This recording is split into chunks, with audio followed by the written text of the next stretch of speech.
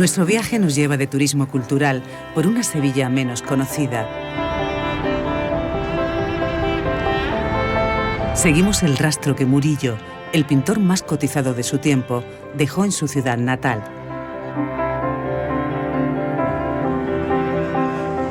Buscaremos los lugares más significativos de su trayectoria mediante diferentes itinerarios y experiencias, exposiciones que muestran cuáles y para quiénes fueron sus grandes encargos, un paseo por conventos e iglesias para ver sus obras y la asistencia a la restauración en directo de sus lienzos. Esta ruta por la Sevilla de Murillo desprende el ambiente del siglo XVII en el que vivió el genial pintor.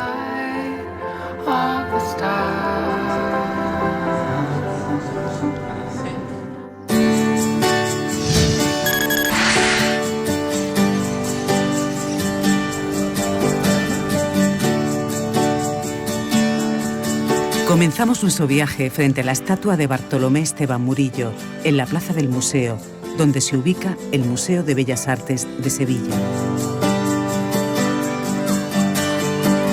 Es un edificio de estilo manierista andaluz que ocupa el antiguo convento de la Merced Calzada. Con sus patios y su iglesia, la Pinacoteca Hispalense es el escenario perfecto para empezar a comprender la personalidad creativa de este prestigioso pintor.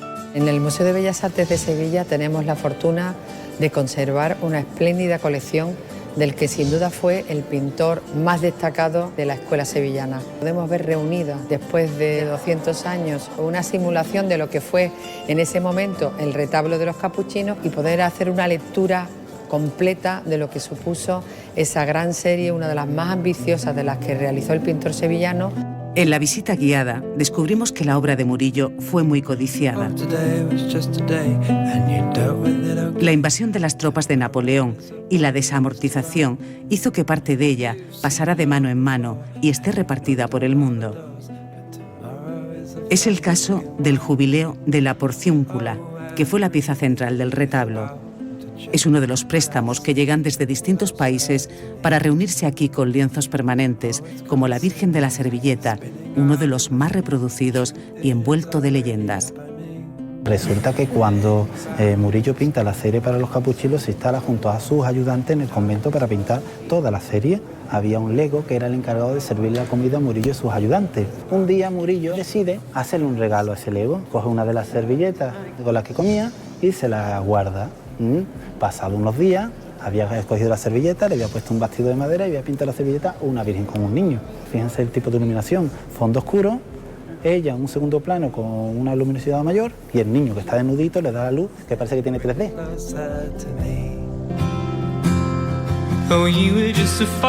Salimos con ganas de explorar la Sevilla en la que vivió Murillo y andamos apenas unos minutos para dar con el primero de los lugares vinculados a su biografía, la iglesia de Santa María Magdalena. En este bello templo barroco se ubica la pila bautismal en la que fue bautizado el pequeño Bartolomé en 1618. Hoy es una bulliciosa zona céntrica comercial, propia de una ciudad cosmopolita, como lo fue por aquel entonces. En el siglo XVII, Sevilla estaba llena de comerciantes y extranjeros, gracias al puerto de Indias, que antes de perder el monopolio, rebosaba actividad en torno a la Torre del Oro.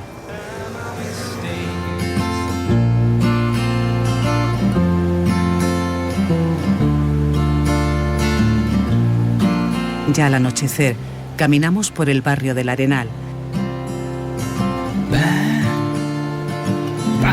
y disfrutamos de una original propuesta cultural para conocer una de las instituciones esenciales de la época, estrechamente relacionada con el artista. Buenas noches, bienvenidos al Hospital de la Santa Caridad. Esta noche vamos a intentar recrear la luz original que pudiera haber tenido este lugar en el siglo XVII. Con las luces apagadas y provistos con candiles, recorremos sus espacios que se construyeron aprovechando las naves de las atarazanas. Nos encontramos en la iglesia de San Jorge del Hospital de la Santa Caridad, fundado por don Miguel Mañara. Y estamos ante una de las obras que el propio don Miguel Mañara le va a encargar a Murillo. Esta obra, Santa Isabel de Hungría curando a los tiñosos. Y quiero que se fijen cómo la enfermedad, la pobreza, la vejez, es fea, sin embargo la santidad y su séquito de damas pues son hermosas. En la penumbra atendemos a los detalles de la composición, con el aliciente además de admirar los lienzos en el sitio para el que fueron concebidos. Ahora les voy a pedir que apaguen los candiles y cierren los ojos y reflexionen sobre el lugar en el que nos encontramos.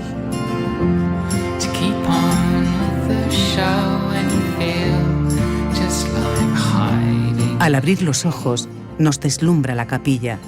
Es una de las joyas sevillanas, con uno de los interiores más impresionantes del barroco español. Murillo la decoró junto a otros autores coetáneos, con su serie cumbre, las 6 obras sobre la misericordia. 2 originales, 4 son copias porque fueron expoliadas.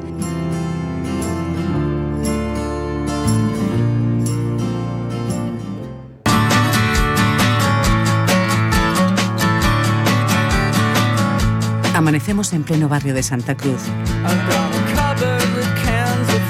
Es uno de los mejores enclaves para hospedarse en esta ruta, ya que el nombre de Murillo resuena aquí más que en ninguna parte. Un lugar repleto de edificios históricos, algunos reconvertidos en hoteles como este. La persona que lo fundó era don Manuel Adarve, era anticuario. También él era personalmente un artista, se dedicaba a la talla y a la escultura, y hay una especial sensibilidad en esta casa pues a informar al turista alrededor de lo que fue la vida de Murillo. Desde la terraza podemos ver la iglesia de los Venerables, la catedral y la Giralda, es decir, muchos de los elementos que guiaron lo que fue la obra de Murillo en Sevilla.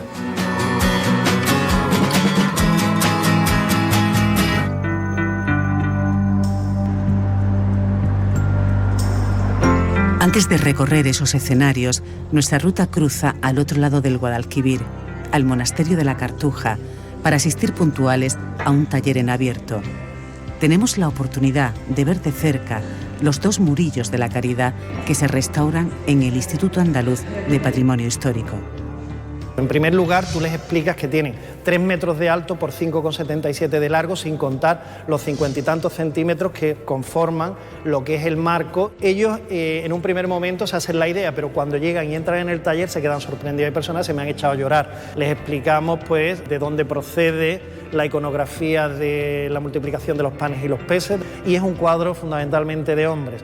En cambio, cuando pasamos al cuadro de Moisés haciendo brotar el agua de la roca de Oreb, es una composición muchísimo más atrevida, donde aparecen 3 mujeres exuberantes.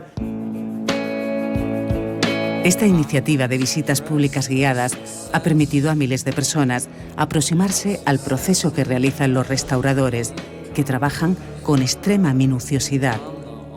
Averiguamos los materiales y los criterios usados para recuperar el resplandor de estos extraordinarios óleos.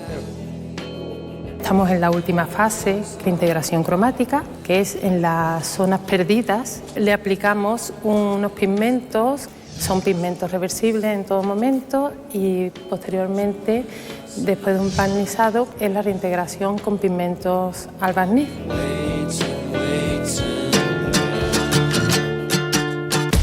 Siguiendo la pista de Murillo, regresamos al casco antiguo y accedemos a la judería por la Puerta de la Carne. Aguarda la iglesia de Santa María la Blanca. Murillo participó en su remodelación. Sus pinturas transformaron el viejo edificio medieval en un espectacular templo barroco, aunque también han sido reproducidas porque fueron sustraídas por los franceses.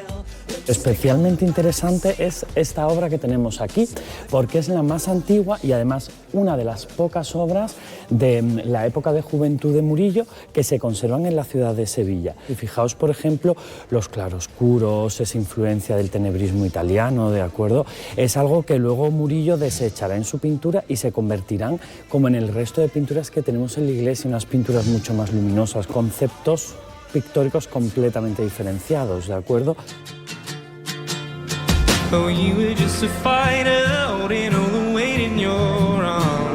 Por callejuelas estrechas alcanzamos el Hospital de los Venerables, destinado a dar asilo a los sacerdotes ancianos.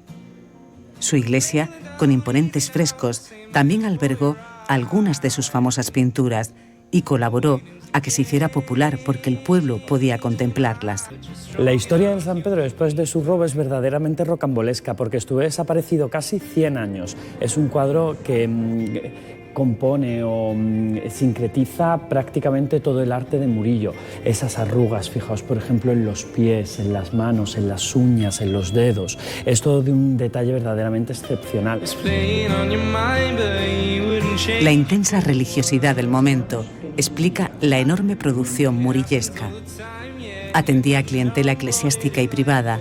Incluso fundó en aquella Sevilla del siglo XVII una academia de dibujo.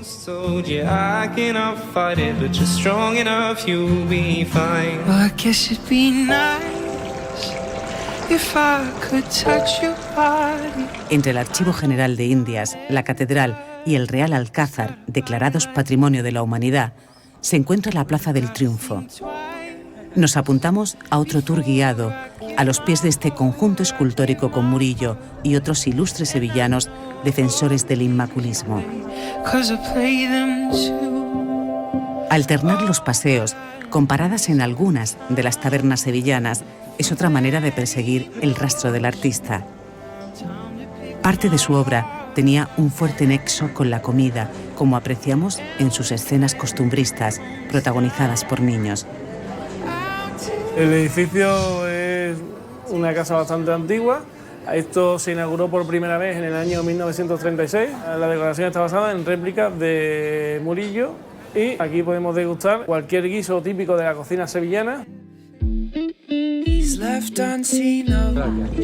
En esta misma calle, un punto de paso obligado es el número 8.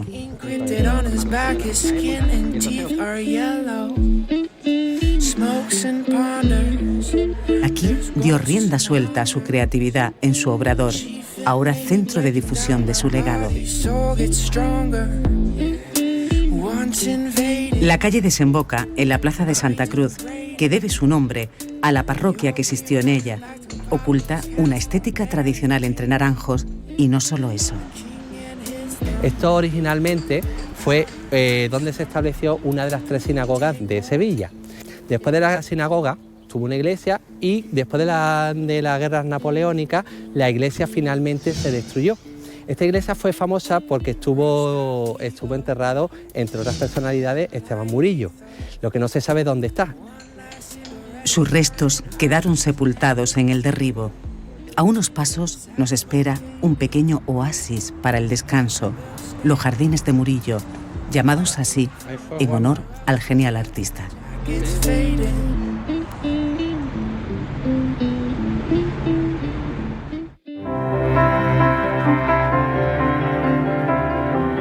Sevilla, la ciudad natal de Murillo, reúne el mayor volumen de obras de uno de los pintores más influyentes de nuestra historia.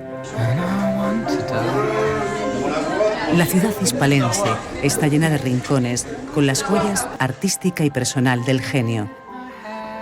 Recorrerlos es descubrir la obra y la figura del pintor barroco más codiciado de su tiempo, pero también es acercarse al patrimonio histórico y monumental de la Sevilla del siglo XVII, la puerta de Europa y de América, la capital de Occidente.